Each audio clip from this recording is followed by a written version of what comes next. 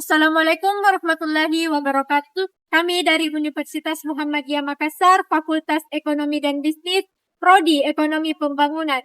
Tugas ini dibuat untuk menyelesaikan mata kuliah Analisis Kependudukan dengan dosen pengampu Andi Nur Ahsanuddin Musdin Artamid, SE MSI. Dengan tema analisis komposisi dan distribusi penduduk, tren dan implikasi terhadap pembangunan nasional. Latar belakang, penduduk merupakan aktor utama dalam pembangunan nasional. Komposisi penduduk Indonesia yang beragam baik dari segi umur, jenis kelamin, pendidikan maupun persebaran geografis menjadi tantangan sekaligus peluang bagi perencanaan pembangunan keberlanjutan. Bonus demografi yang urbanisasi yang cepat menuntut pemerintah menyesuaikan strategi pembangunan agar setiap kelompok penduduk dapat berkontribusi optimal.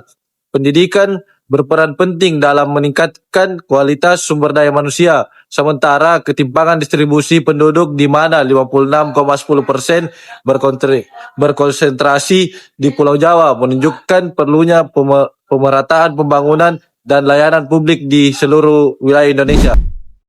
Komposisi penduduk berdasarkan tingkat pendidikan. Menurut data DPS pada tahun 2022, mayoritas penduduk Indonesia masih berpendidikan SD sampai SMA, sementara perguruan tinggi masih relatif lebih rendah. Terlebih lagi di luar Pulau Jawa. Kondisi ini menyatakan adanya kesenjangan pendidikan dan akan berdampak pada sumber daya manusia dan daya saing nasional. Komposisi penduduk berdasarkan umur.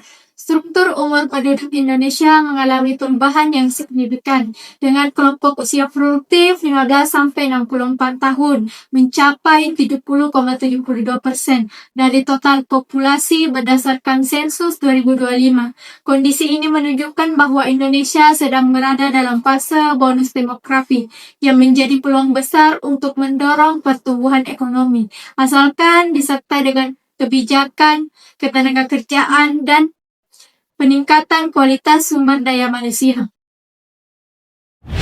Implikasi terhadap pembangunan nasional.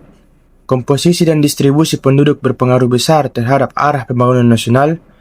Dominasi usia produktif memberi peluang untuk mendorong pertumbuhan ekonomi, namun juga menuntut kebijakan yang mampu menciptakan lapangan kerja, serta meningkatkan akses pendidikan dan kesehatan.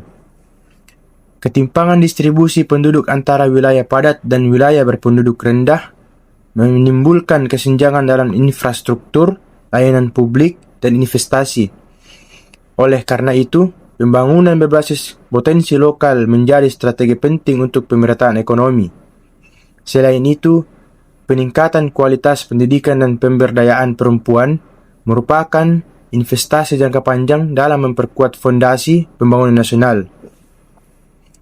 Dengan pemahaman demografi yang tepat, potensi penduduk dapat menjadi kekuatan utama dalam mewujudkan pembangunan Indonesia yang inklusif dan berkeadilan.